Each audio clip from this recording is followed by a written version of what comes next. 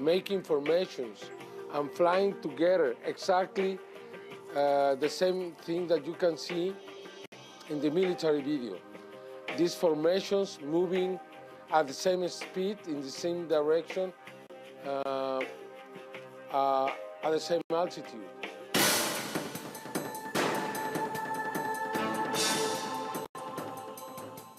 As the more one researches, the more one discovers that literally tens of thousands of very credible people of every age, occupation, and nationality are claiming that they have had personal contact with either aliens or interdimensional beings.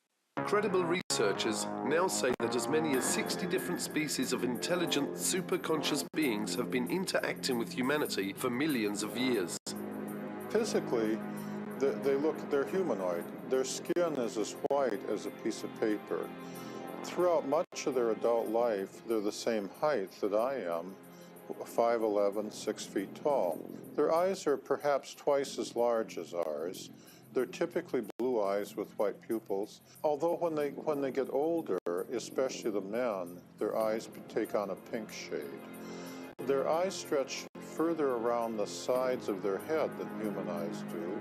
And their ears and their nose are only about half the size of human ears and noses, and their ears lay back along the side of their head more than a human does. Their lips are not as prominent as humans, and they don't have teeth, they just have ridges, because they're plant eaters, they don't eat meat. How can we know for sure exactly how many extraterrestrial races are visiting us or interacting with humanity? I mean, there are different sources disclosing some of that information. I found the most credible to be whistleblowers, people who have worked in these various secret projects, who in some way have kind of been given information that gives them an idea of exactly how many races are here. One of those sources is a sergeant who worked for 22 years in the Air Force, Clifford Stone, and he was involved in these top secret projects that involved the retrieval of crashed discs. And in that process, he was able to get quite a bit of information on how many extraterrestrial races are visiting us. And he came up with the figure of 57. Others have come up with slightly more. Another prominent whistleblower or a former employee of the CIA is John Lear, and he talks about over 60 races that are visiting the Earth. On one night, I saw between 200 and 300 different tall white individuals. There were so many I couldn't count them, lined up along the mountains to the east of, up along where the ammunition bunker was. On the night that the tall white lady known as Pamela was supposed to finish her final exam to be head of the technology transfer team to go into Livermore. In amongst those 200 or 300 tall whites, and that's just an estimate because I couldn't, it was a crowd of people and I couldn't count them all.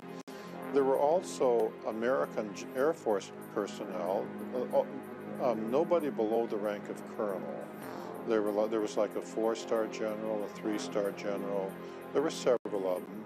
There were also several American government people in civilian clothing over there. Could it be possible that our universe is not only immense, but that it is full of life, and that there is a great diversity of this life spread throughout our own local galaxy and even our solar system? Equally outstanding is the recent revelation by the government of Brazil of their intent to turn over the official UFO files dating back to as early as 1954 to the people of Brazil. Well, the Virginia case is probably the best well-documented case that we have in Brazil and probably in the world. Yeah, you know that over 80 witnesses came forward, first-hand witnesses came forward during the first weeks, and they are still coming after it happened. During all these years, we still keep getting witnesses that come forward and tell us pieces of the big story that we know that comprises the capture of at least 2 alien creatures in the city of Virginia. We know for a fact, because we have it all documented, plus the witnesses have confirmed and cross-confirmed that one alien was captured in the morning of that day, which was a Saturday, about 10:30, by a fire department and some personnel from the army. Another creature was seen at the same day by middle afternoon by 3 girls. It was them who called the attention of all the city to the fact that strange creatures have been seen, because when the first one was seen and captured in the morning, it didn't draw too much attention. But at the afternoon, when the girls saw another creature and then spread the word to everybody, we saw the devil, that's what they thought they saw. That night of the Saturday, January 20, 1996, that second creature, probably the same one saw by the girls, was also captured by a police troop, a police car, actually a military police car with 2 policemen inside. The one who was sitting in a passenger seat was Marco Elixerezi, and he was lucky enough to be the one who spotted the creature and grabbed it with his own bare arms, bare hands, got back to the car, put the creature in his lap, and took it to the hospital. 25 days after that, he died on February 15 of some bacteria attacks, proving that his immunodeficiency system was absolutely destroyed.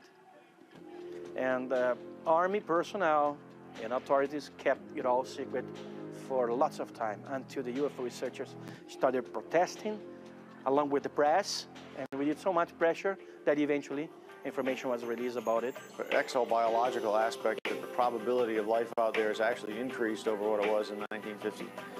And the indication that there may be ways of traveling faster than the speed of light so that, hey, they can get here from there. Doesn't mean that they're coming in 5 minutes or they're coming every hour or every day, but you know, they might be able to traverse huge distances in a period of weeks or months or something instead of spending hundreds or thousands of years. Well, look at the UFO sightings. Maybe they provide the answer that they are here. There was talk in the war room about a study that was underway.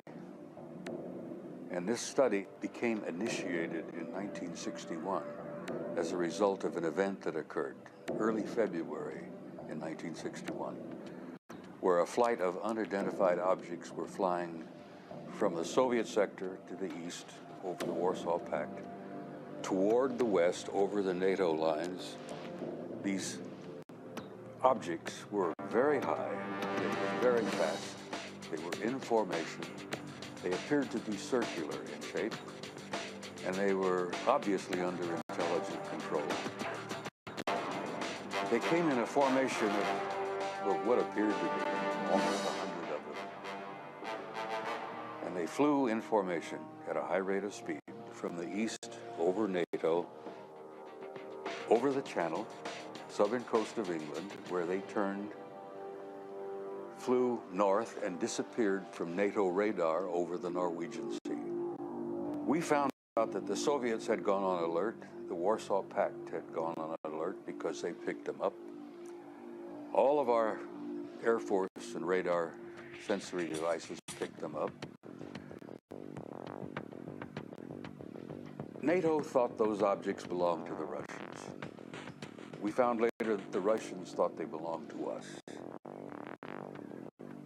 Both forces were to find out later that they didn't belong to any of us, that they belonged to somebody else. And of course the big question is, who the hell do they belong to? Who are they? What are they? Where are they from? They demonstrated incredibly high technology. They were not jets. There were no contrails. They were circular. They were metallic. And they were in formation. They moved, obviously, under intelligent control. NATO shaped Supreme Headquarters Allied Powers initiated a study in 1961, which was underway when I arrived in '63, to determine what the hell these things were. Some experts now claim that societies exist in our universe at every conceivable level of social and spiritual development.